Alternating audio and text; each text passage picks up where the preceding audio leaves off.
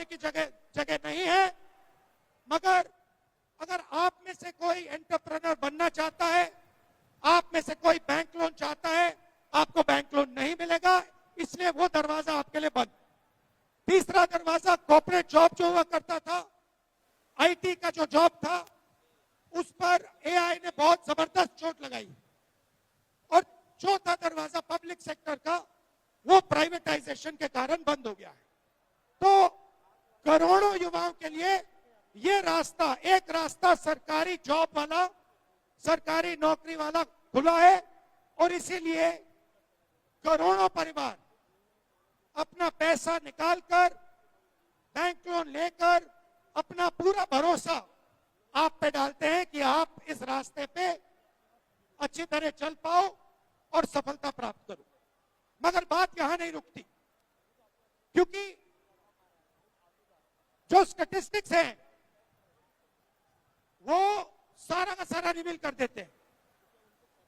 इस रास्ते पे 6 करोड़ लोग, इस दरवाजे में 6 करोड़ लोग घुसने की कोशिश करते हैं। 6 करोड़ लोग एग्जाम लेने की कोशिश करते हैं, मगर उनके सामने छोटे छोटे दरवाजे हैं। कौन से दरवाजे? फाइनेंशियल कॉस्ट का मैंने आपको बताया, 9 लाख रुपए फैमिली प्रेशर होता है। फैमिली कहती है कि भाई कब तक करोगे, कितनी बार करोगे। एज लिमिट आता है, एक एज के बाद ये आप कर ही नहीं सकते। तो सिंपल स्टैटिस्टिक्स में आपको आज देना चाहता हूं, 9 करोड़ एस्पिरेंट्स में से 6 लाख एस्पिरेंट सक्सेसफुल होते हैं। अब ये बहुत बड़े नंबर हैं, इसको मैं थोड़ा सिंप्लीफाई कर देता हूं। 150 युवाओं में से एक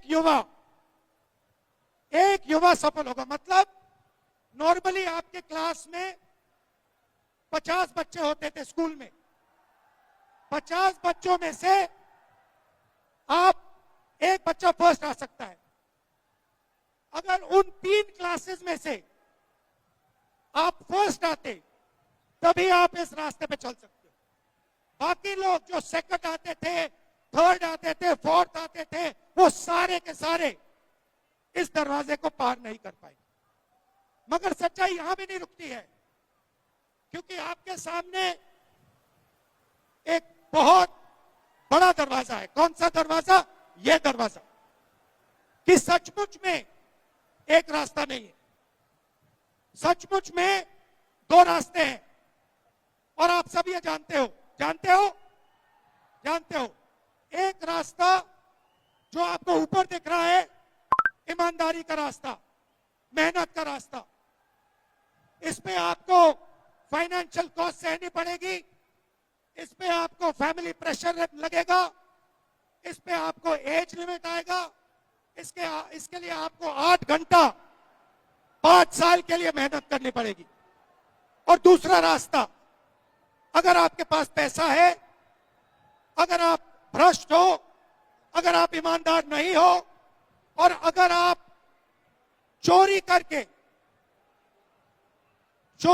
इस दरवाजे से निकलना चाहते हो, तो एक दूसरा छुपा हुआ रास्ता है, पेपर लीक वाला रास्ता। इस रास्ते में अगर आपको इस रास्ते पे चलना है, सिंपल सी बात है, अगर आपको इस रास्ते पे चलना है, पहला क्वालिफिकेशन आपके माता पिता मिडिल क्लास या गरीब नहीं हो सकते।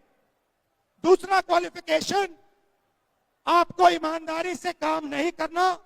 अगर आपको बेईमानी करनी है तो आप ये रास्ता चुन सकते हो। अब 99.9% लोग, हमारे जो स्टूडेंट्स हैं, वो ईमानदार हैं, वो इस रास्ते पे नहीं चलते हैं। मगर 1% लोग सिस्टम का प्रयोग करके इस रास्ता का यूज करते हैं, और बाकी सारे के सारे युवाओं को नुकसान होता है। तो 4 तरीके के आपके सामने अन्याय हो रहे हैं, 4 अन्याय हो रहे हैं। पहला अन्याय, शिक्षा की कॉस्ट 9 लाख रुपए। दूसरा अन्याय, 5 दरवाजों में से 4 दरवाजे बंद। तीसरा अन्याय, 150 बच्चों में से सिर्फ एक लड़का या लड़की सफलता प्राप्त कर सकते हैं। और फाइनल और सबसे गंदा अन्याय, पेपर लीक का अन्याय। यह सच कि एक रास्ता नहीं है, 2 रास्ते हैं। आज का हमारा जो डिस्कशन है वो इस सवाल पर है, पेपर लीक पर है। पेपर लीक कैसे होता है, कौन करता है और प्रपोज सॉल्यूशंस क्या हो सकते हैं। अब मैं आप में से 2-3 लोगों से बात करना चाहता हूं। वेलकम, कैसे हैं आप? बढ़िया सर। हाउ यू कैसे हैं? ठीक है आगे आ सर। जाइए, यहां आ जाइए, थोड़ा इंट्रोड्यूस करिए अपने आप को। लगाओ, ट्राई करो। Good evening everyone. Good evening everyone. मेरा नाम कल्पना जोशी है और मैं उत्तराखंड के सरकारी परीक्षाओं की तैयारी करती हूँ। Hello everyone, good evening. My name is Aarti Bhandari. मैं भी आप लोगों की तरह उत्तराखंड की गवर्नमेंट तैयारी कर रही हूँ। Hello everyone, my name is Tanish Kandpal. I am a NEET aspirant. Hello, उसको भैया थोड़ा पास पकड़िए। नमस्कार सभी को। मैं हसमुख यादव गया जी बिहार से आया हूँ और सर से कुछ बात करना है इसी पर। तो अभी ये हमारे जो 4 मित्र हैं, ये सब इस रास्ते पे चले हैं। तो मैं थोड़ा सा आपका एक्सपीरियंस क्या था, कैसे था, थोड़ा सा आपसे सुनना चाहता हूं।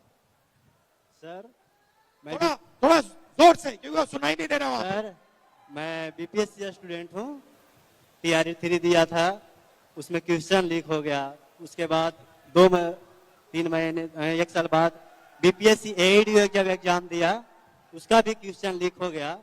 हम स्टूडेंट इतना मेहनत से, इतना कष्ट सह करके तैयारी करते हैं और ये सरकार का जो रवैया है, बार बार क्वेश्चन लीक हो जाना, उसका कोई प्रशासनिक व्यवस्था अच्छा नहीं होना, जिससे हम सभी छात्र बहुत ज्यादा दुखी होते हैं और दूसरे बार तैयारी करने का हिम्मत नहीं करता है। ये डर लगता है कि फिर कहीं क्वेश्चन लीक हो जाए और उसका शिकार पूरे बिहार के और पूरे भारत के लड़का भुगत रहे हैं क्वेश्चन लीक की वजह से। तो आपको क्या लगता है पेपर लीक के बारे में?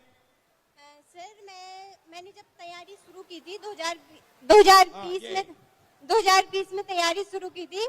2022 में मैंने एग्जाम दिया था पहला अपना।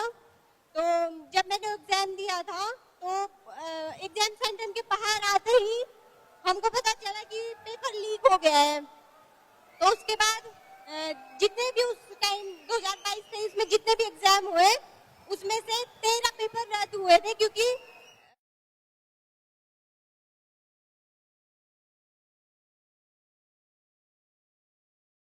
तो आपके अंदर क्या भावना आई, क्या फीलिंग आई?